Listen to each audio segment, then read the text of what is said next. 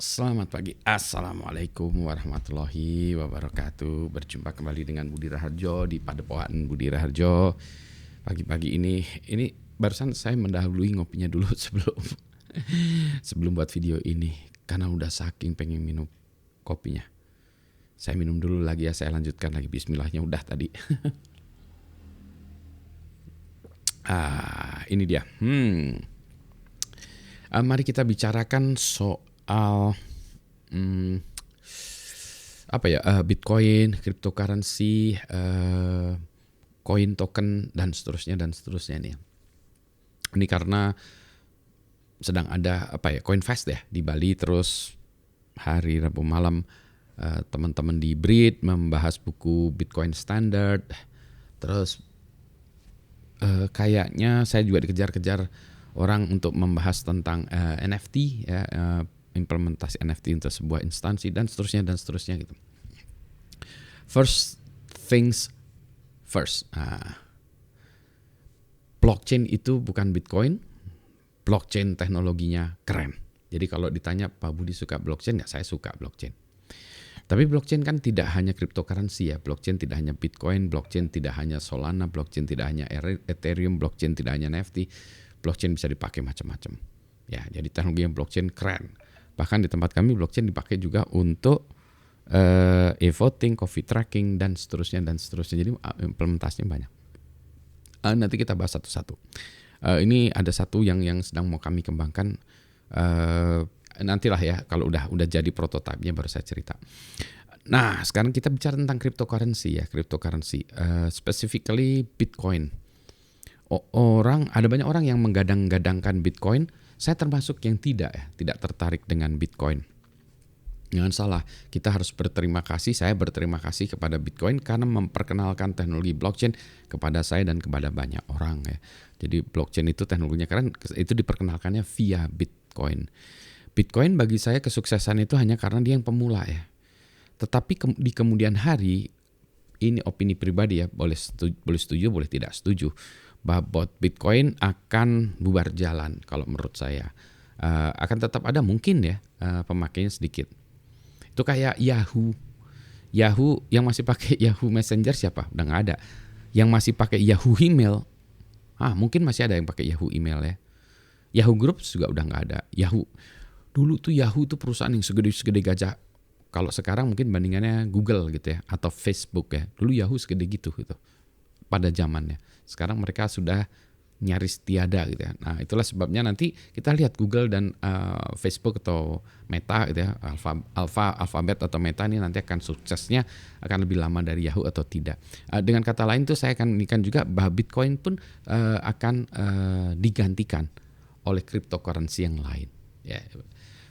Bukan saya tidak suka cryptocurrency, saya sedang masih mencari cryptocurrency yang dapat digunakan sebagai alat bayar.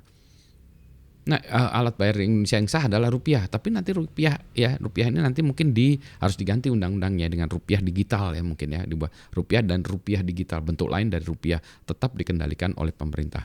Bahwa dia akan menggunakan teknologi blockchain atau tidak itu lain soal ya. Untuk saya ini saya malah cenderung tidak ya, karena itu milik pemerintah ya. Tapi kalau ada fitur-fitur dari blockchain yang ingin digunakan ya, meskipun bukan masalah decentralized-nya sebetulnya gitu ya, tapi masalah kalau orang mikirnya masalah immutable-nya yang dikejar gitu ya. Tapi menurut saya dengan cara yang lain pun bisa dilakukan, immutable, tidak harus dengan blockchain. Anyway, balik lagi, banyak orang yang marah-marah ke saya akhirnya itu. Saya bilang Bitcoin bakalan mati gitu. Marah orang. Itu ya dalam satu pertemuan misalnya, wah orang-orang marah, enggak gini. Terus saya tanya nih, mungkin pertemuan isinya 70-an orang ya. Saya tanya gini, di sini yang punya Bitcoin siapa? Dari 70 orang itu cuma satu atau dua ya, satu. Nah, menurut saya ini irrelevant kita baca ngomong-ngomong gini, Bitcoin itu sudah dikuasai oleh orang lain, digunakan oleh orang lain. We are not part of it. Bahwa Bitcoin itu menjadi foundation dari beberapa coin atau token yang lain, iya. Jadi kalau Bitcoin ambrol, yang lainnya juga mungkin ikut ambrol juga ya. Jadi demikian pentingnya Bitcoin, tetapi Bitcoin itu kita nggak pakai. Anda pakai untuk transaksi sehari, iya, in teori bisa, ya. Tapi kenyataannya tidak gitu. Jadi marilah kita cari cryptocurrency yang lain ya, yang lebih cocok untuk kita, untuk bisnis proses kita. Saya masih mencari suatu mekanisme alat bayar yang biaya transaksinya murah. Murah tuh maksudnya bisa nggak di bawah Rp50, bisa nggak Rp10 biaya transaksinya. Kalau Rp10 gitu. Kalau Rp10 asik sekali gitu ya. Jadi saya bisa ngirim Rp1.000 biaya transaksinya cuma Rp10. Kalau sekarang susah. Mau ngirim Rp10.000 pakai Ethereum misalnya biaya transaksinya mungkin untuk memprosesnya gas fee-nya aja udah 300.000 misalnya atau 100.000. Padahal mau transfer cuma Rp3.000 gitu. Rp3.000 untuk apa sih Pak? Untuk beli musik digital misalnya gitu ya. Atau untuk membeli NFT yang harga murah gitu ya. Ya, untuk melakukan minting NFT bisa nggak Rp300 gitu? Wah, kalau Rp300 susah Pak.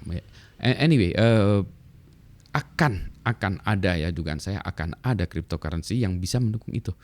Biaya transaksinya murah dan cepat karena teknologinya memungkinkan.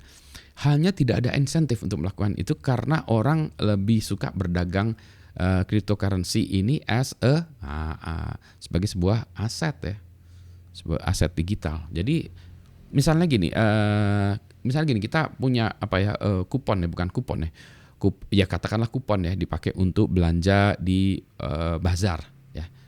Tapi kuponnya ini adalah kuponnya terbuat dari foto band Korea yang paling ngetop sekarang apa? Masih BTS ya. Misalnya band Korea BTS dan ditandatangan oleh semua personalnya. Kuponnya itu ya. Maka orang nggak akan mau belanja kuponnya itu. Lebih baik di keep kuponnya itu ya. Kalau saya mungkin kalau kuponnya adalah tanda tangan The Beatles gitu ya. Misalnya tiket konser The Beatles pertama terus ditandatanganin oleh anggota The Beatles yang udah yang mungkin tinggal nyisa 2 gitu kan ya. Oh, bagi saya itu kan lebih baik itu saya keep ya daripada saya gunakan untuk alat bayar, ya kan ya, gitu kan. Jadi sekarang kondisinya seperti itu. Jadi orang lebih senang jual beli Bitcoinnya daripada Bitcoin digantikan alat bayar. Nah, jadi artinya apa? Artinya masih terbuka inovasi-inovasi yang lain ya, inovasi-inovasi baru untuk buat ini. Nah, kelihatannya kalau yang saya perhatikan sekarang, kalau hanya membuat token atau membuat koin begitu saja, nggak terlalu menarik ya. Maka orang menciptakan tools di atasnya, utilities di atasnya yang aneh-aneh, yang mana mungkin dulu tidak memungkinkan. Contoh, kalau saya punya uang 50.000 perak selembar, ya selama-lamanya 50.000 perak selembar itu. Gitu ya. Tapi kalau Rp50.000 yang saya pegang itu dengan nomor seri itu, bisa digunakan juga untuk nonton film. Itunya ya, rupiah masih tetap sama. Kalau mau nonton ke bioskop itu bisa ditunjukkan jadi gratis. Menarik juga tuh. Jadi sebentar. Ini bisa dipakai air bar, bisa. Pakai nonton juga bisa, Pak. Dia nunjukin uang kertasnya itu, nunjukin pakai nonton juga bisa. Kok bisa ya? Apa ya? Oh iya, menarik juga ya. Dijadikan token untuk orang nonton. Itu nggak dikasihin tapi dipegang lagi sama kita. Nah, itu kan bentuknya fisik. Nah, kalau dalam bentuknya digital ada banyak kemungkinan lagi gitu ya.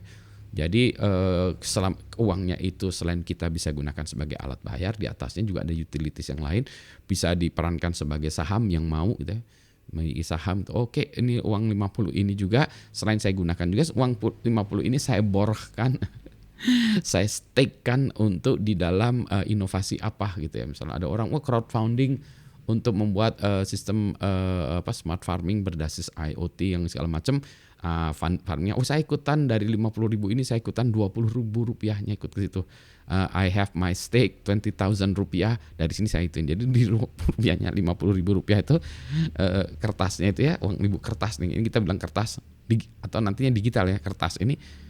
Kita pecah di dalamnya 20.000, kita stakekan di sana. Jadi kalau orang mau bayar ini bilang, Pak Budi itu 20.000-nya udah di stakekan di sana, 50.000-nya masih bisa dipakai nonton film, 50.000-nya juga kalau mau dikasihin ke saya juga untuk membayar. Saya misalnya beli pizza gitu ya, 50.000-nya pindah ke dia. Dia dapat uang 50.000-nya, dia bisa nonton itu juga. Dia punya stake-nya tadi yang 20.000 di startup IoT agriculture smart farming tadi. Jadi rear gitu. Nah, yang idea seperti itu tidak memungkinkan kalau kita punya uang kertas tas aja, ya. Nah, sekarang kalau uang kertasnya itu kita bentuk dalam bentuk NFT dan itu masih merupakan satu one-to-one mapping ya. Jadi uang kertasnya ini masih ada di Bank Indonesia, uang kertas 50.000 dengan nomor seri itu kita buatkan NFT-nya, ya. Jadi itu masih rupiah kan sebetulnya. Ini tuh cuma teknologi aja. Tapi uangnya masih ada di sana. Uang itu tetap sana. Kepemilikan uang kertas itulah yang pindah-pindah. Ya. Jadi di BI itu masih ada tumpukan uang 50 ribuan gitu ya. Yang mana itu ada bentuk digitalnya masing-masing dalam bentuk NFT. Kemudian NFT-nya itu yang dipergunakan teknologinya. Itu seperti kita pakai e-money. Sebetulnya kemarin Mas Imam ya, yang mengitikan bahwa sebenarnya tuh uang kertasnya ada gitu. Uang kertas untuk setiap uang rupiah tuh uang kertasnya ada, atau uang kertas atau koinnya ada di belakang ya. Nah itu bisa juga. Jadi setiap NFT uang 50 ribuan, 100 ribuan, 20 ribuan atau apa gitu ya, uang kertasnya masih ada di sana. Tetapi dalam bentuk digital kita bisa ciptakan utilities di atasnya. Menarik ya. Just give you some ideas ya. Siapa tahu nanti ada anak-anak muda Indonesia yang bisa menciptakan kayak gitu ya. Menarik sekali ya. Oke, selamat pagi. Assalamualaikum warahmatullahi wabarakatuh. I need another glass of coffee. Oh, Pak Budi udah nyandu kopi. Saya nih harus gelas kedua atau setengahnya, setengah gelas. Kalau setengah gelas itu disebut satu gelas nggak ya? Jadi kalau saya buat kopinya segini tuh dianggap satu gelas juga ya, maksudnya my second kopi, atau enggak Pak, kalau ngopinya 2 kali gitu, nah itu baru 1 gelas. Jadi 1,5 gelas ya. Selamat pagi, assalamualaikum. Sehat semuanya ya.